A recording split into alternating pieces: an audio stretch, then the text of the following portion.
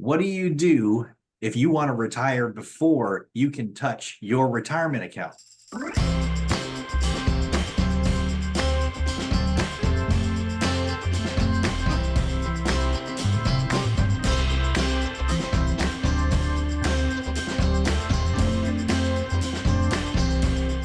Depending on what country you're in, you may be saving for your retirement. And we put that in quotes because that can change at any given time.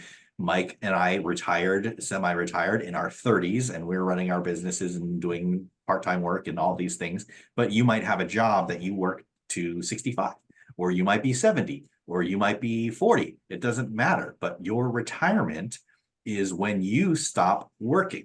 Now, in certain countries, they have rules about your retirement accounts, and we're talking about investing here. When you talk about your retirement accounts, there are certain rules about when you can touch it. So in the US specifically, you can't touch your retirement accounts until you're age 59 and a half, and that may not change, but right now it's 59 and a half. So until you're 60 years old, you can't touch it. What if you want to retire at 50? Mike, is there a solution for somebody out there that wants to retire before they can actually touch their retirement accounts? And what are those benefits and what are the risks there? Well, one thing, I guess technically you can touch it, just not recommended because you get penalized, right? You have to pay extra fees, early withdrawals, maybe possibly even taxes additionally. And it's just not worth it. And that's what we mean. We want to encourage you not to touch it until that time, because that's the whole point of retirement accounts. And when I first got started on my retirement account journey, right? Like I started first, I got out of debt, and then I was like super focused because I was in my early 20s for the time when I was in my 60s. I was putting a lot of money towards this retirement. And this lady at work, actually, she asked me a question. She says, "What are you doing saving all this money?" And it made me think, like, for her point was she wanted me to spend more, have more fun, by consume more was her intention. But I went home that weekend. It was actually Friday. It was a weekend, and I thought about it. What am I doing saving all this money? And I just didn't know. I did not have an answer, but I knew it was going to be for something. And it was most likely going to be for something before I turned 60.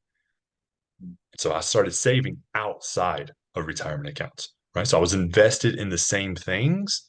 And this is what we want to share with you today. And it's what we've called a bridge account, right? Think about you're on your path or your journey, your road to retirement, and you want to veer off, right? And you have a gap. Say you want to stop working at 50 years old, but you can't touch those retirement accounts until 60. So you have 10 years, and that's what we call the bridge account. We want to bridge that gap during that period of time. And that's what I've started doing. So I invest in both retirement accounts and non-retirement accounts in the same things, but I want to make sure that you understand what we're talking about when we refer to a bridge account. Yeah, that's a really important distinction too, because this is really complicated when it comes down to it, because there are retirement accounts and there are non-retirement accounts and there are tax benefits and there are tax deferments and there's tax-free accounts. There's all these different things in all kinds of different countries. But when it comes down to it is you save for retirement for income. We invest for income. And what we want is we want our investment accounts to pay us income to replace that job. So if you decide that you want to retire at 45 or 50 or 55 or 52 or 57 or whatever you want to retire from that job, you need an income. And if you don't have a side business or you don't have an online business or anything like that, you actually need some kind of investment to pay you income. Now, this could be real estate. It could be stocks, bonds, mutual funds. It could be a side business. It could be anything, but you need some kind of income. So right now we're talking about this bridge account. You can invest in the same exact stocks, bonds, mutual funds, ETFs, any of that stuff as you do in your retirement accounts. It's just not categorized as a retirement account according to the government. So what that does is it allows you to be able to put in and take out whenever you want so that you can have this account, the bridge account, pay you a salary, an income before you turn age 60 in our example. So that's a really big distinction of what this is. So, Michael, what if somebody is trying to plan out and they're not really sure if they're going to retire before age 60 or not? Like, what would you recommend for them if they're like, I'm just not sure? Well, I just make sure that people don't drive by and think, well, if you're telling me this information, if I can invest in the same things in retirement and non-retirement and I don't get penalized, why would I invest in retirement at all? That's a common question that we get, I think, from a lot of our clients when we talk about investing. And the reason is, Jason barely touched on it, and it's tax benefits, right? You're going to either not pay taxes today or you're not going to pay taxes later. You can see another video that we talk about the differences in those specific two situations that we're talking about. But that is the reason why we want to save more money to have a greater income when we reach to that retirement age as well. Does that make sense? Yeah, yeah, that's great. I would put it as you want to take all of the investment money that you have, you want to basically keep the government's hands off of it as much as possible. That's option number one, right? You want to save the taxes and you want to plan for your post-working days.